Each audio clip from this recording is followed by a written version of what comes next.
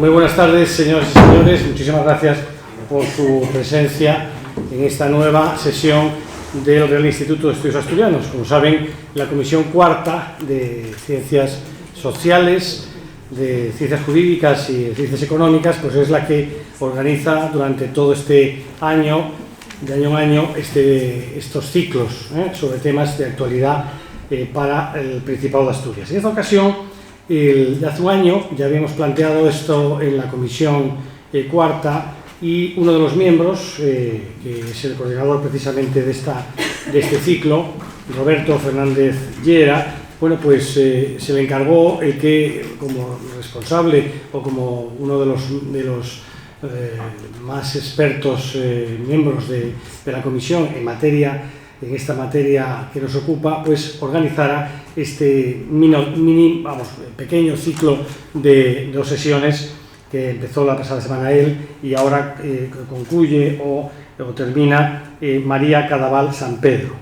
Asturias ante la reforma más difícil de la financiación autonómica es el título de este ciclo y la ponencia de la profesora Cadaval se titula Alianzas y consensos en el camino de Asturias a la Declaración de Santiago y más allá. La persona que va a introducirnos a la ponente es precisamente Roberto Fernández Llera, al que cedo la palabra. Muchas gracias, querido Javier, presidente de la Comisión Cuarta. Buenas tardes, señoras y señores, autoridades, diputados, gerente, vicepresidente, otro gerente, en fin, a todos los asistentes les agradezco mucho su participación. Siempre sabemos que hay alternativas, probablemente mejores, incluso alguna habrá peor también, pero por eso el motivo del agradecimiento siempre debe ser sincero. Hoy continuamos y finalizamos este ciclo sobre la reforma, ya veremos si culmina, de la financiación autonómica. Y si el otro día pues Carlos Monasterio nos ilustraba sobre las cuestiones candentes del sistema, sobre la estructura del sistema, las reformas que habría que acometer a corto plazo y quizás en un plazo más dilatado, pues hoy María Cadaval San Pedro, querida María, bienvenida a esta casa, bienvenida a Asturias, pues nos va a hablar, como el título indica, de alianzas y consensos en esta materia. El título quizás pueda ser un poco rimbombante de su conferencia, algo de culpa tengo yo en ello, pero queremos marcar, y María seguro lo hará, el valor del consenso, que es un valor que en estos momentos no cotiza demasiado al alza, ¿no?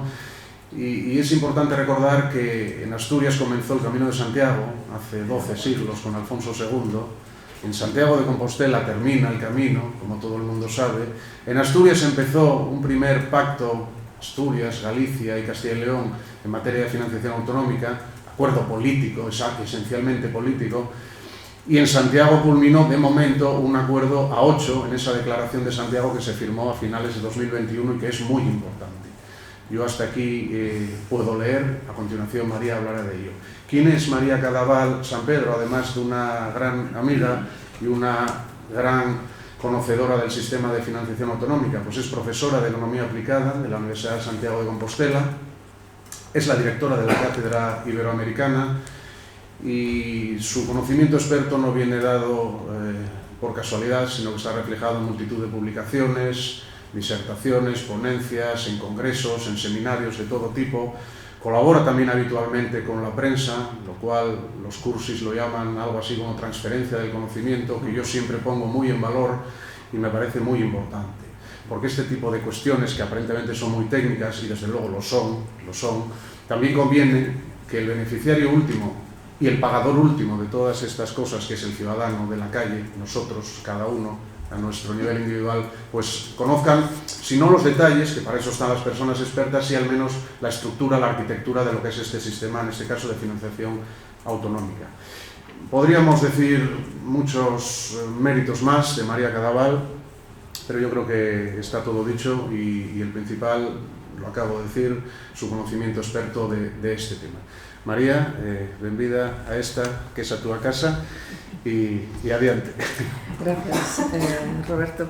Bueno, en primer lugar agradecer a Ridea su invitación aquí en la persona de Javier, y evidentemente la invitación de Roberto, que ya lo ha desvelado, es un colega, compañero y sobre todo amigo, además de una gran autoridad, síndico mayor, y por lo tanto mis respetos y agradecimiento a esta invitación, pero el agradecimiento no se queda a Ridea y a Roberto, sino que lo hago extensivo a todos ustedes por su presencia hoy aquí, y si me permiten, de una manera muy especial al profesor Suárez Pandiello, a quien no esperaba encontrar aquí y me ha alegrado enormemente verlo, y me da un poco de vértigo, además, que esté aquí, porque si hay alguien experto en estos temas, además de Roberto y seguramente otras personas en esta sala, como la antigua consejera, la ex consejera,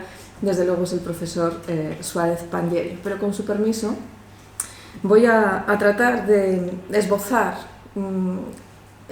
fundamentalmente la situación en la que nos encontramos, cómo hemos llegado hasta aquí de una manera muy sucinta, y lo más importante, cómo podemos avanzar o cómo debemos avanzar.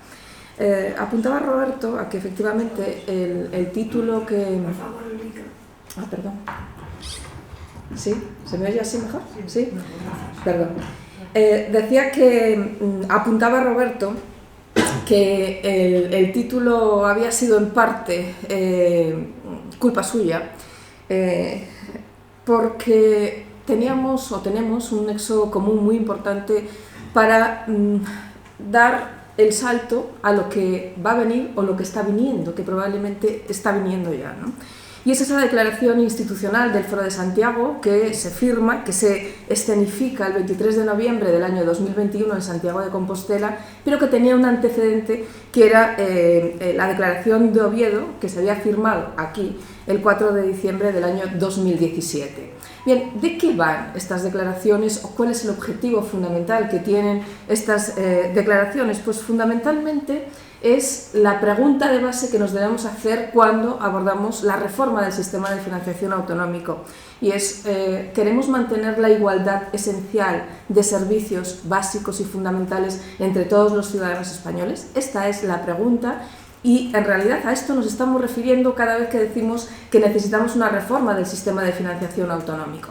Como pueden ver aquí, en esa declaración de Santiago del año 2021, se apuntaron algunos temas que tengo aquí recogidos simplemente a modo de título: demografía, medio rural, sanidad, nivelación, los fondos Next Generation, la financiación autonómica, todo como mezclado y todo reunido en una misma declaración, que nos podemos preguntar, bueno, ¿y estas 8 comunidades autónomas qué tienen en común entre sí? Pues tienen en común muchas cosas, y entre ellas tienen en común la necesidad de dar respuesta a esa pregunta que nos hacemos, y es: ¿vamos a una prestación de servicios fundamentales más o menos igual entre todos, o vamos a apostar por un modelo distinto o por un modelo diferente? Bueno, no voy a remontarme aquí al año 78, cuando se crea el Estado de las Autonomías, ni siquiera voy a hacer un repaso de todo lo que se ha vivido en el proceso de descentralización en España, que ha sido muchísimo, pero simplemente 4 pinceladas. En España lo que se produce a partir del año 78 es una descentralización fortísima por el lado del gasto, y una descentralización tardía o posterior del ingreso, que no llegan en ningún momento pues, a equilibrarse o equipararse del todo, ¿no? Tenemos como varias etapas de transición entre el año 82 y el año 2009, que es cuando se aprueba el último modelo de sistema de financiación autonómica, que es el que está vigente todavía a día de hoy.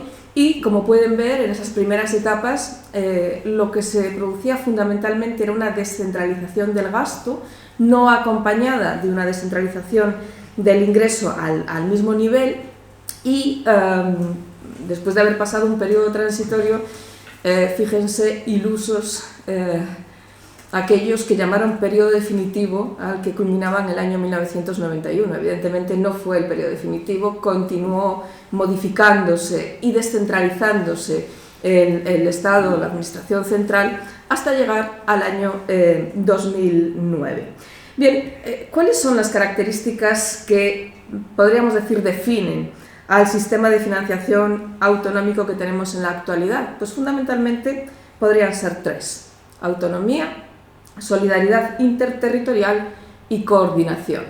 Estas tres patas son las que cuelgan de la Ley 22/2009, que fue aprobada en el mes de diciembre de ese año y que nació, y esto que voy a decir es importante, fruto del acuerdo multilateral que fue consensuado y firmado en el Consejo de Política Fiscal y Financiera el 15 de julio del año 2009. Bien, podríamos quedarnos aquí, pero no debemos. Y no debemos porque al mismo tiempo que se aprueba esa Ley Orgánica 22/2009, se complementa, o esto tenemos que complementarlo para tener el análisis conjunto, un régimen económico y fiscal para Canarias, por su condición de insularidad, pero tenemos que completarlo también con el concierto económico del País Vasco y de Navarra. Por lo tanto, esto a lo que llamamos sistema de financiación autonómica, casi podríamos decir que es cualquier cosa menos un sistema. ¿Por qué? Pues porque tenemos muchas especificidades dentro de lo que nosotros llamamos sistema de financiación autonómica. Pero partiendo de esta base y conociendo esta realidad, la disposición adicional séptima de esa Ley 22/2009 hacía referencia a que en el periodo de 5 años esa ley tendría que ser revisada. Por lo tanto, estamos hablando del año 2014. A día de hoy, año 2024, han pasado 10 años desde que se marca esa primera revisión y que todavía no se ha producido. Bien, la pregunta inicial ya nos la hemos hecho: ¿cuál es la financiación que queremos? ¿Queremos un sistema que provea bienes y servicios públicos más o menos equivalentes para todos los ciudadanos españoles? Si la respuesta es que sí, la siguiente respuesta que debe dar el sistema de financiación autonómica es esta: ¿de qué manera entonces vamos a poder aproximar las capacidades de ingreso a las necesidades de gasto? Estas preguntas, que pueden parecer sencillas, en la práctica no lo son tanto. Y no lo son tanto, en primer lugar, porque el sistema, como pueden intuir, no es sencillo, y además no es sencillo, casi me atrevería a decir que a propósito, ¿no? Es decir, hay algo que está detrás de la negociación final que acaba siempre empañando lo que podría ser esa necesidad de transparencia que a priori cualquiera de nosotros podría tener cuando se enfrenta no solamente al estudio, sino al análisis del propio modelo. En esa transparencia que tienen ahí, he tratado de simplificar lo máximo posible un esquemita de cómo sería la situación que surge a partir del año 2009. Como ven, la caja amarilla recogería las necesidades de gasto que tienen las comunidades autónomas, partiendo de la situación en aquel momento, en lo que habitualmente llamamos el statu quo, que es la garantía de éxito de cualquier reforma del sistema de financiación autonómica. Es decir, el punto de partida es, por lo menos, que me quede como estoy, y luego a partir de aquí empezamos a hablar. Más una cantidad de recursos adicionales que se ponen encima de la mesa, seguramente porque son necesarios, pero desde luego para garantizar que esa reforma va a salir adelante. Bien, no pierdan de vista el contexto económico en el que se aprueba este sistema de financiación autonómica. Es el año 2009, calculado o estimado en base a los resultados del año 2007, nada menos. Bien, una vez que se definen o se establecen esas necesidades de gasto, la pregunta es, ¿vale? ¿Y cómo vamos a financiar esos gastos que van a tener las comunidades autónomas? Pues a través de un mix, ¿no? Y ese mix está compuesto fundamentalmente por lo que se llamaron los ingresos tributarios autonómicos y un fondo de garantía de servicios públicos fundamentales, que se dota fundamentalmente del 75% de los recursos tributarios normativos de las comunidades autónomas, más una parte adicional de recursos que proceden del Estado y que se distribuyen en función de la población ajustada. Y dirán ustedes, ¿y qué es esto de la población ajustada? Bueno, pues es un indicador que trata de medir las diferencias, o al menos de introducir alguna medida que diferencie el coste de la prestación de servicios en distintos lugares, porque no es lo mismo prestar servicios públicos en lugares que tienen una población joven con una alta densidad de población, que prestar servicios públicos en comunidades autónomas como Galicia, comunidades autónomas como Asturias, donde el coste de la prestación del servicio, debido a las características de la población y también del territorio, que el coste es mayor. Por ello, digamos que no se adopta como criterio único la población, que pesa un 30%, sino que se introducen factores que corrigen ese factor de gasto, de necesidad de gasto, en función de lo que se llama la población protegida equivalente, en función de la población escolar, en función de la población mayor de 65 años, y esto con unas correcciones en base a 3 elementos: la superficie, la dispersión y la insularidad. Fíjense que la insularidad está justificada y además está recogida en el propio texto constitucional, de igual modo que está recogido en el texto constitucional los territorios de montaña. Sin embargo, aquí, en el indicador actual, aparece la insularidad, pero no aparece la ponderación por incremento de coste de los territorios de montaña. Esto lo dejo aquí apuntado porque me parece que es muy importante el tema de la orografía para nuestras dos comunidades autónomas, y no solo para nuestras dos comunidades autónomas. Bien,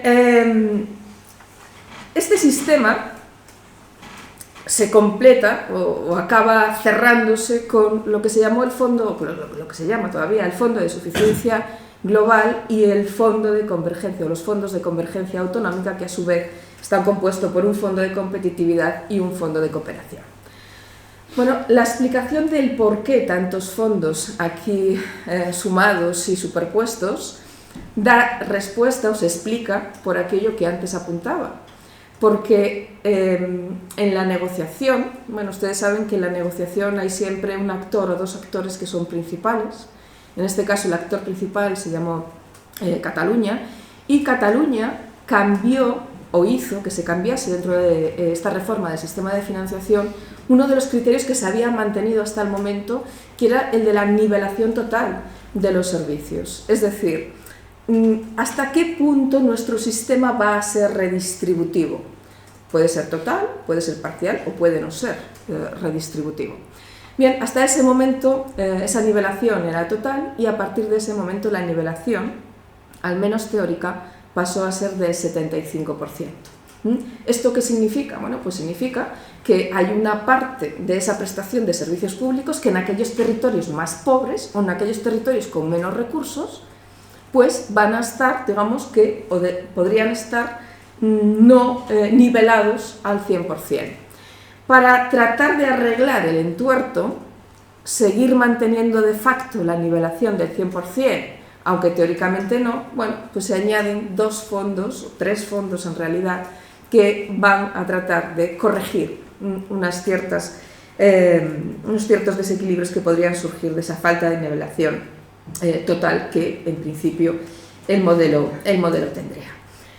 Bien, desde entonces hasta ahora han pasado 15 años y por lo tanto yo no creo que podamos decir que este sistema haya fracasado, todo lo contrario, es de todos los sistemas que han estado el que más tiempo ha aguantado, y además el que ha permitido que los servicios fundamentales se sigan prestando con un nivel más o menos, yo creo que digno, en prácticamente todas las comunidades autónomas. Lo cual no quiere decir que no tenga problemas. Este modelo, este sistema tiene problemas, y problemas que vamos a tratar de ver de un modo muy rápido en estos 4 puntos que tengo aquí marcados. Bien, el primer problema, ¿cuál es? Lo decía la comisión de expertos en aquel magnífico informe donde algunos de los presentes han participado. El sistema era insuficiente, es decir, el sistema no proveía de los recursos o no provee los recursos necesarios para hacer frente a los gastos. ¿Y eso quién lo dice? ¿Lo dicen los expertos que estaban allí reunidos en aquella comisión? No, lo dicen dos datos objetivos. El primero de ellos, en el año 2015, se articula un sistema paralelo al sistema de financiación autonómico, que es lo que conocemos como los mecanismos extraordinarios de liquidez. Les sonará esto del FLAC, ¿verdad? Les sonará esto de la deuda acumulada por parte de algunas comunidades autónomas, ¿verdad? Bueno, pues en realidad el FLAC, los mecanismos extraordinarios de liquidez, no son más que una respuesta a la insuficiencia del propio sistema de financiación autonómico. Una insuficiencia que, de un modo palmario, vimos durante el año 20, durante el 21 y durante el 22, cuando el Gobierno central crea un fondo adicional al sistema de financiación, nada más y nada menos que con 16.000 millones de euros, para permitir, evidentemente, hacer frente a los gastos extraordinarios derivados de la COVID-19, pero también dando respuesta a una insuficiencia de financiación que existía y que existe todavía en este momento, ¿no? Entonces, primera cuestión a revisar y a corregir, la insuficiencia de los recursos. Segunda cuestión, la autonomía tributaria y la capacidad fiscal, que no son lo mismo, ¿no? Entonces, lo que nos encontramos, imagínense que ahora de repente decimos que cada comunidad autónoma recaude lo suyo y con lo que recauda que preste los servicios fundamentales. No estamos hablando de servicios discrecionales por parte de las comunidades autónomas, no, estamos hablando de educación, de sanidad y de servicios sociales básicos. Bien, si esto fuese así, nos encontraríamos con que la Comunidad Autónoma de Madrid o la Comunidad Autónoma de Extremadura tendrían una capacidad muy diferente, nada más y nada menos que con una diferencia de 40 puntos, para poder prestar los servicios básicos y elementales del estado de bienestar en España. Por ello, España tiene entre sus disyuntivas o entre sus discusiones la capacidad para decidir hasta qué punto vamos a llevar esa capacidad fiscal o esa autonomía tributaria que han de tener todas las comunidades autónomas. Porque España no ha optado por un sistema de reparto según la renta per cápita. España ha optado por un sistema de reparto en base a la necesidad del gasto. Y añado, a la necesidad real del gasto, que es hacia donde debemos caminar o hacia donde debiéramos caminar. En este sentido, yo creo que tenemos una buena noticia por parte del Ministerio de Hacienda, que a finales del año 2021, cuando vuelve a agitarse la vasija de la reforma del sistema de financiación autonómica, hace una propuesta de cambio de la variable población ajustada, que en realidad lo que está diciendo es de qué manera vamos a medir la necesidad de gasto. Bien, como pueden ver, en la primera columna tenemos las variables que ponderan, en base a las que se ponderan, en la segunda, los tipos de población que se consideran, en la tercera columna, el sistema que tenemos vigente, al que me referí hace un ratito, y en la última columna, la propuesta que hace el Ministerio. Fíjense que cuando se habla de la variable sanidad, nos referimos a la población protegida. Una población protegida que en este momento tiene 7 grupos, es decir, se divide en 7 grupos de edad y que pasaría, según esta propuesta, en 20 grupos de edad, ampliando y primando a aquellas comunidades autónomas que tienen una población más envejecida, como parece que corresponde al gasto en sanidad. Por lo que respecta a la educación, de nuevo, ya teníamos la población en edad escolar ahí recogida y contemplada de los 0 a los 16 años en el sistema actual, y lo que se propone es ampliar ese abanico hasta el alumnado universitario o el alumnado de 18 a 24 años. También parece de justicia incorporar ese gasto en educación que los mayores de 18 años generan al sistema. Tenemos la variable servicios sociales, que hasta el momento recogía a la población mayor de 65 años y que lo que se propone ahora es hacer dos tramos distintos. Un tramo 65-79 y un tramo 80 en adelante. Fíjense que dice 65 a 79, probablemente esto, si llega a aprobarse, habrá que ajustarlo, porque como saben, la edad de jubilación, que era aquello por lo que se marcaba los 65, irá trasladándose paulatinamente hacia los 67 y seguramente más. Pero de momento la propuesta es esta. Y reducir el porcentaje o el peso relativo de la población en general, del 30% actual hacia un porcentaje menor. Con respecto a las variables que modulan estas, nos referíamos antes a la superficie, dispersión e insularidad, pero fíjense que en la propuesta nueva se añaden dos cuestiones que son importantes o que son significativas. Una de ellas es la de los costes fijos y otra de ellas es la despoblación. Bien, en el tema de los costes fijos yo creo que poco tengo que decir, más allá de que lo bueno sería que se calculasen bien. Es cierto que todas las comunidades autónomas tienen costes fijos en la prestación de los servicios, pero no es lo mismo un coste fijo de prestación de servicios en un lugar que está muy habitado, muy concentrado, poco disperso, a situaciones bien distintas que son las que nosotros conocemos, ¿no? Entonces, a mí me parece que sería una buena medida, un avance esto de incluir los costes fijos en la ponderación, pero calculados de una manera correcta. Y en segundo lugar, se apunta aquí un nuevo término que es el de la despoblación. El término despoblación, que no deja de ser territorio y población, ¿no? Sumados, vendría a introducir una ponderación doble, precisamente de estas dos variables, que ya están recogidas en el sistema o en los grupos anteriores. Por ello, la despoblación en realidad estaría beneficiando a 2-3 comunidades autónomas, a las cuales evidentemente está dirigido, pero al resto de comunidades autónomas, a la mayor parte de comunidades autónomas, esta variable ni le aporta nada, sino más bien yo creo que sería una variable que se introduce dos veces y estaría de una manera pues, injustamente repetida o con un peso que no le correspondía. Bien, en tercer lugar, el tercer problema es el problema nuclear, uno de los problemas nucleares a los que tenemos que atender, que es el sistema de equidad o el sistema de nivelación. Hacíamos una pregunta al principio y decíamos, bueno, ¿para qué sirve el sistema de financiación? Para definir las necesidades y ver cuáles son las capacidades. Y la respuesta que tenemos que dar no es única, o la respuesta que podemos dar no es única. Les decía que nuestro modelo parte de un sistema de nivelación plena, parecido al sistema australiano, pero este sistema no tiene por qué ser así. Hay países federales, como por ejemplo Estados Unidos, donde no se contempla la nivelación, donde cada estado adapta las posibilidades de gasto a los recursos que pueden obtener.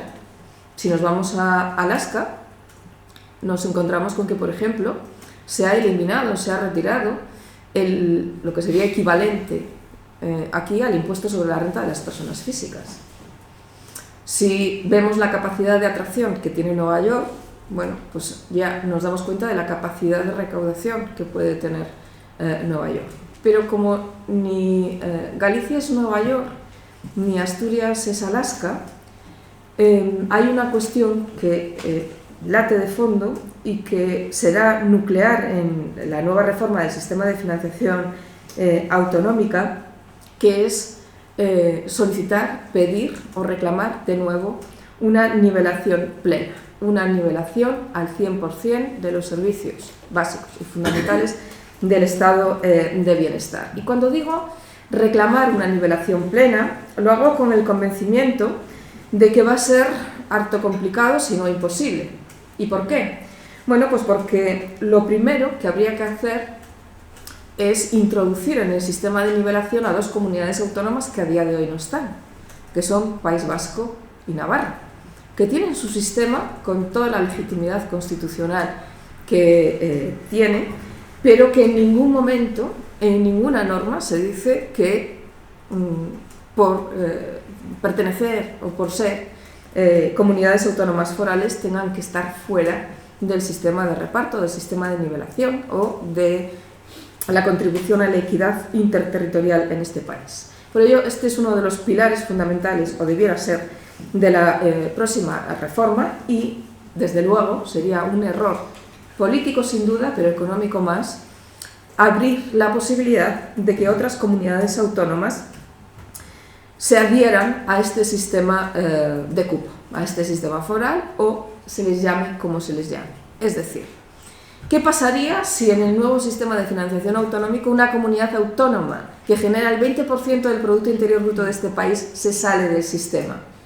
Pues que ya no merecería la pena hablar de nivelación, ya no merecería la pena hablar de equidad interterritorial, porque desaparecería el concepto per se.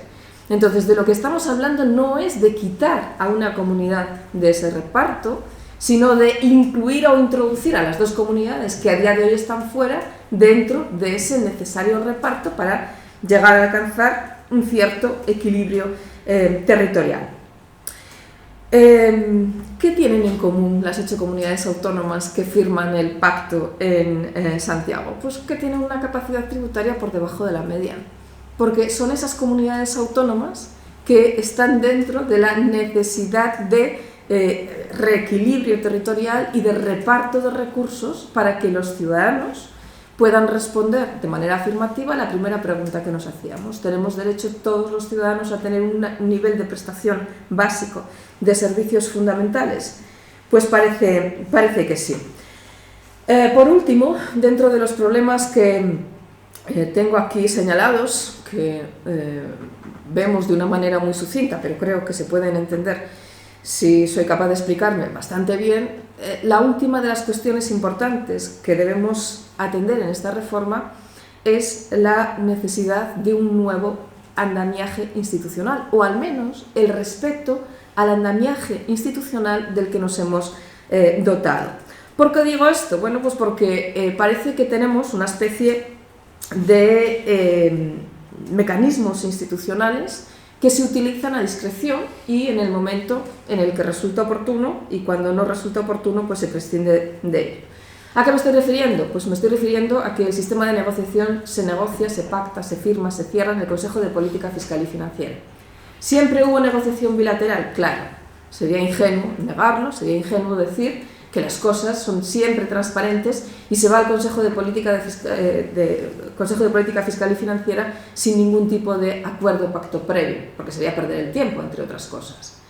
Pero dicho lo cual, no se puede saltar este lugar imprescindible para el debate de la reforma del sistema, de igual modo que tampoco se puede prescindir de la Conferencia de Presidentes, de las conferencias sectoriales o de la Comisión General de las Comunidades Autónomas en el Senado, porque haylos y están ahí para que se utilicen. Por lo tanto, yo creo que necesitamos tomar conciencia de que debemos tener un espacio competencial no solo bien definido, sino respetado, sino donde predomine la lealtad institucional y, sobre todo, con la necesidad de conciencia de un cogobierno de facto y no simplemente en los libros o en los nombres rimbombantes que muchas veces queremos dar a nuestro sistema cuasi federal. Bien, entonces en el marco de la reforma nos vamos a encontrar, esto es solamente una muestra de las distintas posibilidades que tendríamos de agrupar a las comunidades autónomas para hacer fuerza y que en ese Consejo de Política Fiscal y Financiera se pudiera llegar a un acuerdo. Es muy evidente que las comunidades autónomas que tenemos aquí, del Foro de Santiago, Aragón, Asturias, Cantabria, Castilla y León, Castilla-La Mancha, Extremadura, Galicia y La Rioja, tienen la necesidad de ir de la mano para hacer esas reclamaciones básicas del sistema de financiación. Ya luego los adornos, cada uno que ponga los que considere oportunos, pero la parte sustancial nuclear de la reforma, desde luego, es común a todas ellas. Pero fíjense, hay comunidades autónomas, aquellas que tienen una capacidad fiscal elevada, entre las cuales están Madrid, Cataluña o Baleares, donde sus demandas van a ser otras totalmente distintas y donde el principio de ordinalidad va a estar presente en todo momento en la negociación, porque estas son, digamos, que las que aportan a la solidaridad interterritorial por encima de las demás y las que van a pretender aportar cada vez menos, o al menos que no se varíe su posición relativa, que es a lo que se refiere ese principio al que antes me he referido. Y luego tenemos un conjunto de comunidades autónomas que seguramente ya les estén sonando, que están empezando a hacer ruido, que son aquellas que ahí clasifico como que están en una situación financiera comprometida. Una situación financiera comprometida porque son las que han acudido de una manera muy importante a ese sistema de financiación que decía antes que era adicional al sistema de financiación autonómica, a los mecanismos extraordinarios de liquidez, bien sea FLA o bien sea ese fondo de facilidad financiera. Si se fijan o si se puede ver en la transparencia, aunque un poquito en pequeño, pero sí pueden distinguir que en el primer grupo y en el tercero hay un color que se repite, que es el de Castilla-La Mancha. En el segundo y en el tercero hay un color que se repite, que es Cataluña. Y la pregunta es ¿por qué están dos comunidades autónomas en dos grupos distintos? O incluso podrían estar en tres grupos distintos. Pues porque a veces los intereses no son contrarios entre sí. Es decir, Castilla-La Mancha comparte muchas de las cuestiones elementales con los otros 7 socios que firmaron el acuerdo en Santiago, pero es una comunidad autónoma que tiene un nivel de deuda contraída con la Administración Central muy elevado y que necesita arreglar ese problema, del mismo modo que lo necesita Cataluña y las otras comunidades autónomas que están en ese saco. Y Cataluña, por otra parte, necesita defender su principio de ordinalidad al mismo tiempo que necesita que arreglen su problema de endeudamiento con la Administración Central, ¿no? Entonces, como ven, no tenemos aquí compartimentos estancos, sino que en algunas cuestiones son cuestiones transversales las que se deben arreglar. Bien, ¿cómo podemos dar solución a esto o en qué medida se podría encauzar la reforma del sistema de financiación? Bien, el marco de la negociación va a jugar en dos ámbitos, como siempre ocurre, y con dos ejes que están siempre presentes. Por un lado, la cantidad de recursos que se pone a disposición de las comunidades autónomas. ¿Va a haber aumento o no va a haber aumento? Esa es la primera pregunta que hacen los consejeros. Supongo que la consejera no me va a contradecir. ¿Va a haber más para mí o no va a haber más para mí? Y como todos van a preguntar lo mismo, ¿va a haber más para el sistema o no va a haber más para el sistema? Y sabiendo que va a haber más, ¿de qué manera se va a repartir? ¿Cómo se va a ajustar? ¿Cómo va a ser esa autonomía? ¿Cómo va a ser esa nivelación? Y en esto tenemos dos niveles. Por un lado, vamos a tener un nivel de negociación unitaria, o que podríamos llamar cooperativa, donde todas las comunidades autónomas van a estar de acuerdo, van a tratar de maximizar los recursos para el sistema de financiación autonómico, por lo tanto, con quien compiten es con la Administración Central. Entonces, aquí estamos hablando de una negociación en vertical, donde todas las comunidades van a estar de acuerdo en que se necesitan más recursos para el sistema de financiación. Pero en el segundo nivel, ya la negociación no es cooperativa, la negociación es competitiva. Y ahí es donde entra en juego la primera regla básica, que es el statu quo. Ninguna comunidad autónoma va a firmar si empeora la situación con respecto a la anterior, y a partir de ahí cuánto va a poder ganar cada una.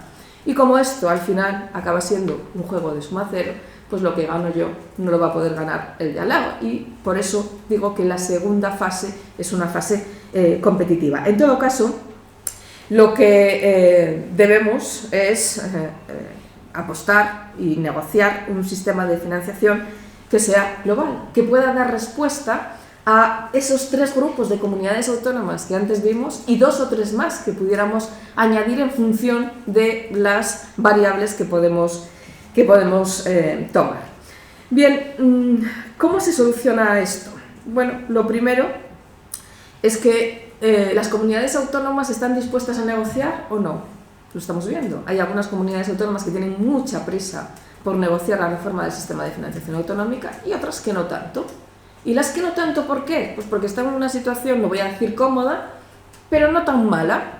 Entonces, ante la perspectiva de que lo que se vaya a ganar tampoco sea tanto, bueno, pues no tengo demasiada prisa en la reforma del sistema de financiación.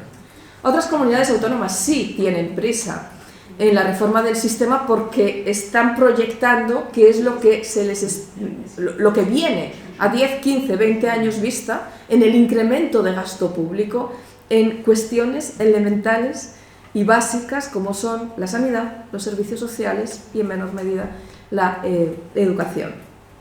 Y hay un tercer grupo entre las que tienen prisa y no tienen, que son aquellas que necesitan una condonación de la deuda porque ya no vale una renegociación de la misma, y lo que en ese informe de reforma del sistema de financiación se conoce como la metabolización de la deuda pública. ¿Cómo se va a metabolizar esa deuda pública que ha sido contraída no con el mercado, sino con la administración central, y que algunas comunidades autónomas tienen aquí un problema muy importante?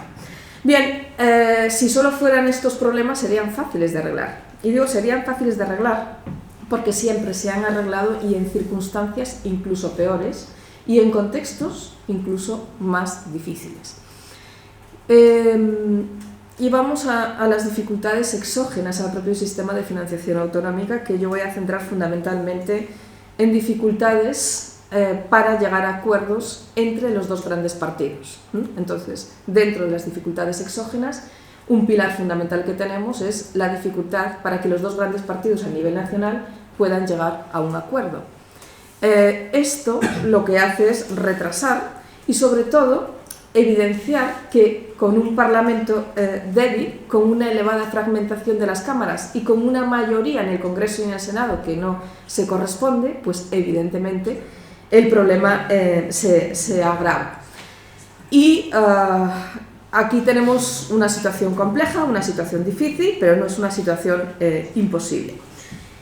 Pero a esto tenemos que sumar esto que llamo aquí al final las dificultades endógenas. Y dentro de las dificultades endógenas, lo que tenemos es que, a diferencia de los años anteriores y de esas etapas anteriores que hemos visto, donde siempre teníamos más descentralización de gasto, siempre teníamos más competencia de ingreso, no hemos llegado al límite, pero ya estamos en la posición en la que lo que se va a ceder son incrementos marginales de ingresos y de gastos.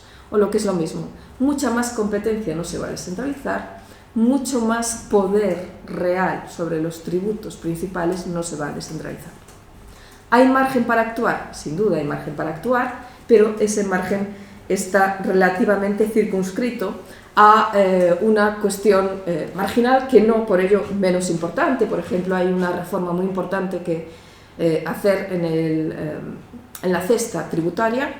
Hay, por una parte, los impuestos que son cedidos, por otra parte, los impuestos que son compartidos. Pues bien, dentro de esos impuestos que son compartidos, la mayor parte de los ciudadanos, si ustedes bajan ahora a la calle y preguntan a cualquier persona que pase por la calle a quién pagan el impuesto sobre la renta de las personas físicas, un porcentaje mayoritario diría que a la administración central, porque mucha gente no es consciente, no sabe, no tiene por qué saberlo, pero digamos que el propio sistema permite que no se sepa que el 50% del IRPF pues, está compartido con las comunidades autónomas. Es evidente que aquí tenemos un problema, y no solo de visualización, sino de propio mecanismo de funcionamiento de esas transferencias que tardan 2 años las liquidaciones en llegar, y por lo tanto el incentivo que tienen las comunidades autónomas para ampliar el margen de maniobra sobre el IRPF es muy pequeño, porque cuando llega el resultado de esos cambios que han hecho, pues a lo mejor el que los hace ya no está. De tal manera que hay pequeño margen para el ajuste, pero hay margen para el ajuste. En el informe de la Comisión de Expertos se habla de la posibilidad de que las comunidades autónomas participen no en una descentralización del IVA. Como saben, ahora mismo las comunidades autónomas reciben una participación territorializada de la recaudación de IVA, pero no tienen ningún margen de maniobra. Pues lo que se propone allí es una decisión de IVA colegiado, que desde luego podría ser cualquier cosa menos pacífica, pero está ahí esa posibilidad, del mismo modo que existe la necesidad de que en la cesta de tributos cedidos, me estoy refiriendo a patrimonio, me estoy refiriendo al impuesto de sucesiones, me estoy refiriendo a esos impuestos que se han vuelto a poner de moda después de tantos años, que necesitan efectivamente una reforma, pero desde luego lo que necesitan es al menos un suelo del cual no se pueda bajar, porque la situación a la que se ha llegado en la actualidad es absurda, y es absurda porque no responde a los principios básicos que se perseguían cuando se descentraliza. Estas serían las tres patas básicas a través de las cuales se le puede dar respuesta a las dificultades que encara el sistema de financiación autonómica, pero no me resisto a cerrar esta intervención sin llamarles la atención sobre una cuestión que a mi modo de ver es muy importante, de la que hemos dejado de hablar y que, aunque es paralela al sistema de financiación autonómica, es muy importante para las comunidades autónomas, sobre todo para las nuestras. Y me estoy refiriendo al Fondo de Compensación Interterritorial. El Fondo de Compensación está reconocido en el artículo 158 de la Constitución española. Ha tenido tres etapas distintas. Una primera etapa en la que se nutre a todas las comunidades autónomas. La segunda solamente a las regiones objetivo número 1. Y la tercera en la que se diluye. ¿Por qué decimos que se diluye? Bueno, pues porque a partir de ese momento, fíjense la gráfica, la línea roja, seguramente no se interpreta bien así, pero así sí lo pueden ver. Este gráfico sería el gráfico conjunto del Principado de Asturias de la evolución del Fondo de Compensación Interterritorial, más la línea naranja, el general, con dos escalas distintas, pero creo que si lo separamos lo vamos a poder ver mejor. En el mapa en amarillo pueden ver aquellas comunidades autónomas que se han beneficiado, que han recibido fondos del Fondo de Compensación Interterritorial, y pueden ver la evolución que ha tenido a partir del año 2008, que es cuando se produce ese punto de inflexión y esa caída en picado de, digamos, la aportación del Fondo de Compensación Interterritorial más el Fondo Complementario al Fondo de Compensación Interterritorial, que, como ven, aparece ahí casi en plano a partir del año 2014. Si ustedes se preguntan, bueno, ¿y qué ha pasado con Asturias? ¿Qué le ha pasado a la financiación que el Principado de Asturias recibe del Fondo de Compensación Interterritorial? Pues, oh casualidad, tiene la misma forma que hemos visto en la evolución general. No es exacta, pero prácticamente la tendencia es la misma. Bien, ¿por qué digo que es muy importante retomar la discusión y sobre todo la presión del Fondo de Compensación Interterritorial? Pues porque los ajustes que se hacen a partir del año 2008, y para aquí tenemos una muestra, se hacen a cargo o a costa de la inversión. La inversión cae en picado, no es casualidad que entre el año 70 y el año 2016 la inversión representase casi un 4% del Producto Interior Bruto, y entre el año 16 y el año 2024 esté por debajo del 2% del Producto Interior Bruto. Bien, la inercia, como saben, hace que durante los primeros años de caída en picado de la inversión no se note demasiado que nos falta inversión, pero ya cuando han pasado tantos años, pues las comunidades autónomas, sobre todo que necesitan una mayor cantidad de recursos de ese fondo, están notando que efectivamente el Fondo de Compensación Interterritorial es imprescindible y debiera ir de la mano y acompañando la negociación del sistema de financiación autonómico. Remato ya mi intervención haciendo hincapié en algunos de los aspectos fundamentales que he tratado de exponer. Por un lado, lo que tenemos es que necesitamos una mejora de la suficiencia del sistema, necesitamos más recursos, necesitamos una nivelación total, por lo tanto, abandonar el sistema opaco de la nivelación parcial, nuevos recursos para necesidades estructurales que se han quedado tras la COVID, porque he hablado antes de dos inyecciones extraordinarias de recursos que han tenido las comunidades autónomas tras la pandemia, pero que sus gastos no han retrocedido a nivel prepandemia. Entonces, hemos experimentado aquello que llamamos el efecto desplazamiento, ¿no? Una vez que nos subimos un escalón en la prestación del servicio, una vez que la pandemia desaparece, no bajamos el escalón, nos mantenemos aquí. ¿Esto qué significa? Que los nuevos gastos de los que vamos a hablar o sobre los cuales vamos a negociar están un escalón más arriba de lo que estaban antes del año 2020. Todo esto, porque hasta ahora he hablado prácticamente de lo que necesitamos, de lo que queremos, de lo que nos conviene y de lo que sería pertinente, dadas las características y las circunstancias que compartimos, pero todo esto, digo, acompañado de un ejercicio imprescindible de cálculo, evaluación y control del gasto público. Cálculo, evaluación y control del gasto público que bien puede hacer la Autoridad Independiente de Responsabilidad Fiscal con la ayuda de los consejos o sindicaturas de cuentas. ¿Por qué es importante esto? Pues esto es importante porque en esa caja amarilla que les mostraba al principio de las necesidades de gasto, claro, uno puede pensar que las necesidades de gasto son infinitas. Imagínense si hablamos de sanidad. La sanidad, cuanto mejores, más recursos nos está demandando, ¿no? Es una especie de espiral que no tiene fin. Pero no tiene fin para aquel que gasta de manera eficiente, pero mucho menos tiene fin para aquel que gasta de manera ineficiente.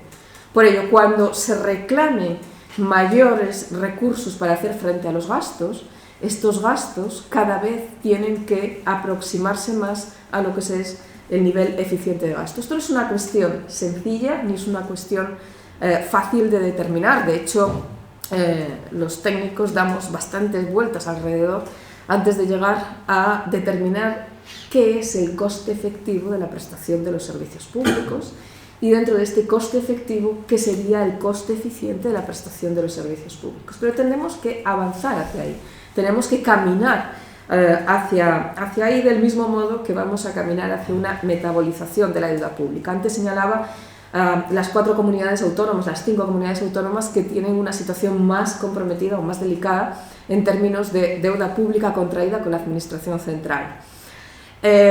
Muchos éramos partidarios de que esa deuda no se debiera condonar por el riesgo moral que implica. ¿Qué significa esto? Pues que aquellas comunidades autónomas que más o menos hemos cumplido nos vemos discriminadas con respecto a aquellas que no han cumplido. Claro, el argumento es que aquellas que no han cumplido es porque necesitaban recursos adicionales. Pues refórmese el sistema. Si llegamos a la conclusión de que el sistema es insuficiente, refórmese el sistema, pero no me cree usted un sistema paralelo al sistema de financiación autonómica. Tenemos un problema aquí. Es evidente que parece que el resultado final va a ser que al menos una parte de esa deuda se va a condonar, ya veremos cómo y en qué condiciones para todos los demás, pero otra parte permanecerá y habrá que negociar o renegociar en alguna medida para que la nueva reforma del sistema pueda llegar a buen término. Y por último, hay una cuestión sobre la que he hablado al principio y no me resisto a cerrar con esto. Tenemos una necesidad de simplificar el sistema y de hacerlo transparente.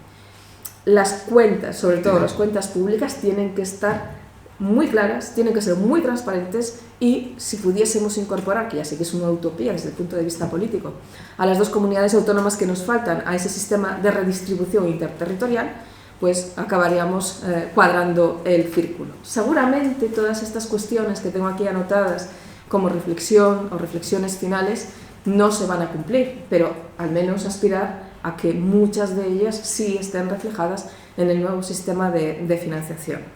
Así que espero que no se hayan aburrido demasiado. Si no me he explicado pues con suficiente claridad en alguno de los puntos, tenemos ahora, supongo, ¿no?, la oportunidad de tener un coloquio, debate, 10-15 minutillos si lo consideran oportuno. Muchas gracias.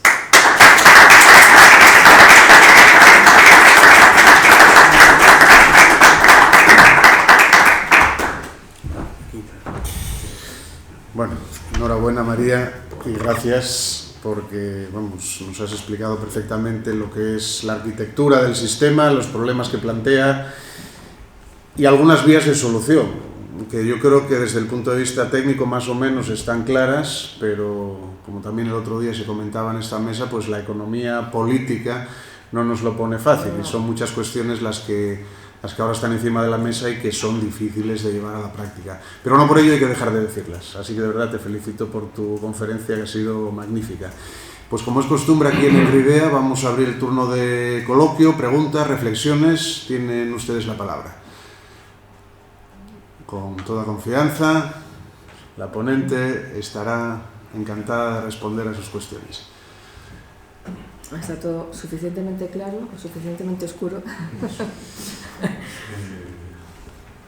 Venga, José Antonio de Arla, bueno, adelante. Voy a hacer una pregunta y es, ¿de dónde sacamos más recursos?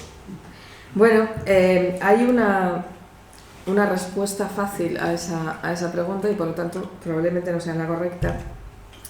Pero aunque se ha mejorado bastante en los últimos años, en España tenemos un problema de presión fiscal, que no de esfuerzo fiscal, que está de algún modo condicionada por el fraude fiscal.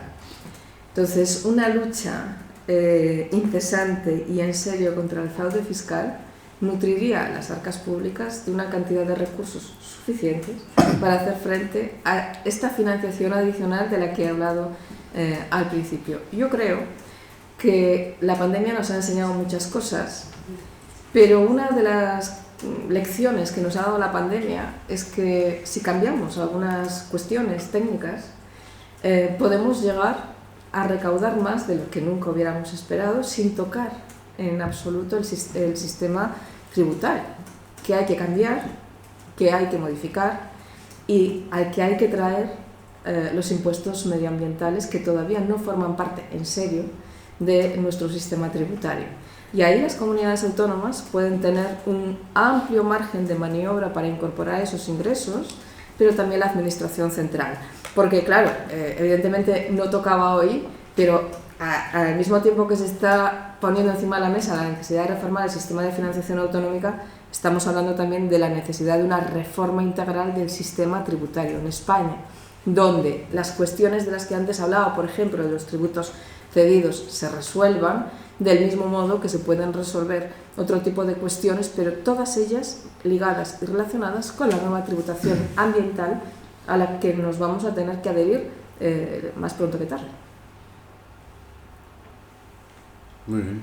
¿Alguna pregunta más? Javier Candello, además por alusiones. Dos cositas nada más. Primero, enhorabuena por la charla, muy amena, muy clara, y sobre todo me gustó el final porque yo estaba echando de menos una cosa a lo largo de todo, que es esa referencia a la eficiencia, evaluación y control, ¿no? Porque cuando hablamos de necesidades, de un sistema basado en necesidades, la pregunta es ¿quién determina esas necesidades?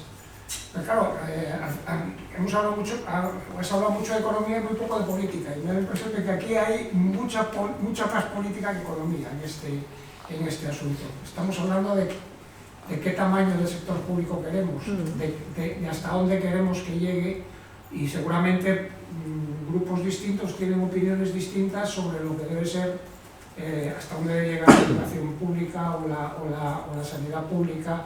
Sobre el tema de las universidades, pues que mi amado gerente dirá que claro, que no se pueden subir las tasas porque, en fin, ¿qué vamos a hacer?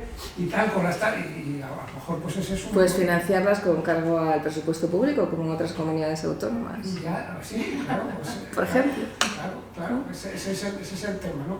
Por lo tanto, el tema, cuando se habla de necesidades de gasto, es decir, dado que las necesidades, como tú muy bien decías, son ilimitadas, porque cualquier servicio puede ser mejorado en cantidad o en calidad, siempre un gobierno va a decir que sus ingresos son insuficientes. Claro, cuando eso lo unimos al tema este que me dices de la metabolización de la deuda, es que yo me pongo a temblar, porque claro, el que ha tirado con pólvora del rey permanentemente, pues tenemos mucha experiencia de esto, ya desde los escenarios de consolidación presupuestaria, que recordarás, aquello de que se decía, bueno, yo te autorizo la deuda, pero siempre y cuando, y luego eso se reformaba a posteriori, siempre a instancia de parte. Claro, el riesgo moral existe y existirá, y por lo tanto, ese es un tema muy complicado. Si a esto le añadimos ahora que el poder territorial está como está distribuido, con un gobierno central de un signo, con poder territorial en el otro lado, con las grandes necesidades de gasto en el otro lado, es decir, en el tema de las comunidades autónomas, y con el tema nacionalista y de, en fin, y los equilibrios para el gobierno, pues uno no tiene otro remedio que ser pesimista a corto plazo sobre lo que puede salir de aquí. Eso de pretender que las comunidades forales empiecen a contribuir a la solidaridad está muy bien, es un deseo efectivo. Pero somos como la gota malaya, hay que insistir, a ver si alguna vez cala. Pero con respecto a esto que decías, que era lo que yo en algún modo, ¿no?, señalaba como cuestiones exógenas al propio sistema, hay una cuestión que es muy importante en esta declaración de Santiago, que es que, no lo he dicho, pero merece la pena que se diga, que el color político de los firmantes es distinto, no es coincidente, ¿no? Y eso puede darnos pues la idea de que las comunidades autónomas saben perfectamente cuál es el lugar en el que deben apoyar y apoyarse entre ellas. Otra cosa que, claro, que una vez que se llega a Madrid, en el Consejo de Política Fiscal y Financiera, si alguna vez se llega ahí, pues veremos qué es lo que pueda ser el resultado, ¿no? Pero el gran aporte o el valor añadido que tiene esta declaración, este pacto, este acuerdo, es precisamente el distinto color político que tienen aquellos que lo han firmado. Y además que habiéndose producido cambios en los titulares de gobierno desde el año 2021 hasta la actualidad, parece que el pacto sigue adelante, ¿no? Entonces, bueno, ese parece que puede ser el camino ante esta situación que es harto complicada, claro que sí. Sí, lo que ha cambiado radicalmente es la composición territorial de los gobiernos, es decir, entre el gobierno central y los gobiernos autonómicos. Y con ello también el otro tema, que es, claro, la decisión entre si te doy peces o te doy cañas, ¿no? O sea, ¿te damos pasta o te damos capacidad? O sea, ¿ejerzan ustedes su capacidad normativa o no? Luego hablamos. Claro, el problema es si te dan la caña y no hay peces, ¿no? Ya, pero cuando te dan la caña y hay peces y el que viene no los quiere pescar, pues porque esto era de economía, no de biología, pero bueno, digo por centrar el debate otra vez. No, se entiende. Adelante, Ana. Bueno, ya han hablado estos caballeros, voy a hablar yo también. Y yo, que bien la señora, exactamente. Antes de nada, María, me ha encantado tu exposición, cómo lo has contado. Además, yo creo que has ido a los temas clave, desde el principio hasta el final. Como dice Javier, incluso en tu reflexión final has incluido muchas cuestiones que aquellos que pues hemos estado cerca de este tema durante los últimos años vemos como puntos claves. Me gusta mucho cómo lo has expuesto, y independientemente de lo que diga aquí el catedrático Suárez Pandiello, yo tengo que decirte que esa visión optimista, ¿no?, e idealista, yo creo, ¿no?, la comparto contigo totalmente. Y como tú dices, la gota malaya. Yo creo que hay cuestiones que, a pesar de que tú lo ves desde el punto de vista académico, y yo también, a pesar de que estos 4 años de esta transición política me hayan hecho, bueno, pues reflexionar también de otra manera, totalmente de acuerdo contigo. Yo creo que hay que defender aquello que entendemos que es lógico. Luego está la política. Y la política... para los políticos. Y los políticos. Para los políticos, digo. La política para los políticos. Y son muchas cuestiones, y muchas presiones, y muchas variables. De todo lo que has dicho, es que claro, nos daría para comentar tanto, pero me gusta mucho que hayas destacado el tema de la determinación de las necesidades, del coste efectivo de esos servicios. Hablas de la posibilidad de que la IREF, de la posibilidad de que los órganos de control externo autonómicos participen en ello. Yo creo que es algo fundamental, porque si sabemos realmente lo que cuesta, la discusión podría terminar. ¿Seguiría habiendo un matiz político? Por supuesto, pero tendríamos los datos para poner sobre la mesa y que la discusión termine. Y que esas variables que ahora tratan de estimarse a través de esa población ajustada, bueno, yo desde mi punto de vista no lo hacen, no consiguen ajustar o no consiguen estimar correctamente ese coste, pero si realmente hiciéramos un esfuerzo, y lo digo como profesora de contabilidad, ¿no?, y defensora a ultranza de la contabilidad de costes en el ámbito público, si consiguiéramos de verdad determinar ese coste efectivo y que los territorios pusiésemos sobre la mesa eso que nos cuesta, teniendo en cuenta que lo hacemos de manera correcta, porque hay otra cuestión que quizás está también un poco subyacente a lo que hemos comentado, que es el tema también de la responsabilidad en la actuación de los territorios. Y ahora Javier lo decía respecto a la actuación en materia de fiscalidad. Yo creo que todos tenemos un poco en mente lo que ocurre en algunos territorios, como apoyándose en su fuerza económica, no son responsables desde el punto de vista fiscal. Yo creo que habría que trabajar, por ejemplo, en el concepto de la recaudación normativa, que no cumple con la definición. Eso es un juicio de valor, o sea, que no son responsables o no son responsables.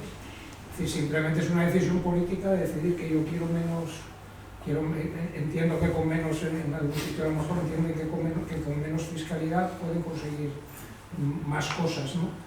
Y se les ha permitido. Quiero decir, en el momento en el que uno decide ir por la vía de ceder autonomía, la autonomía se ejerce. Lo que no vale es después decir, es que te he cedido autonomía y como consecuencia me has bajado los impuestos. Digo, ¿y? Sí, de acuerdo. Creo que el sistema tiene que recoger eso adecuadamente. Tú ejerces esa capacidad normativa, pero luego no vengas al sistema a reclamar más recursos. Eso por un lado. Y por otro lado, el otro día Carlos hacía una reflexión que a mí me parece muy interesante, que es, en este sistema hay cesiones, transferencias, hay cesiones en un sentido. Y el otro día Carlos decía que por qué no reflexionamos acerca de que a veces esas cesiones pueden ir también en el otro sentido. Es decir, aquello que se ha cedido, después de evaluar durante unos años cómo ha funcionado. Eso es más complicado todavía que la propia reforma. Que lo que tú decías del País Vasco y nada. Pero una cierta armonización de esa descentralización que se ha hecho en algún momento, yo creo que de manera equivocada, podría o debiera incorporarse, yo creo. Tenemos un ejemplo muy reciente. El impuesto sobre el patrimonio de alguna manera se armonizó y lo acaba de validar el Tribunal Constitucional. El impuesto a las grandes fortunas no es más que una fórmula técnica de armonizar la imposición patrimonial. Por tanto, esa fórmula queda abierta, por ejemplo, para la imposición sobre sucesiones y donaciones. Se puede explorar esa vía. Hay más. Pero yo, María, volviendo a la declaración de Santiago, mi pregunta era si sigue viva. Bueno, has dicho que sí, yo pienso lo mismo.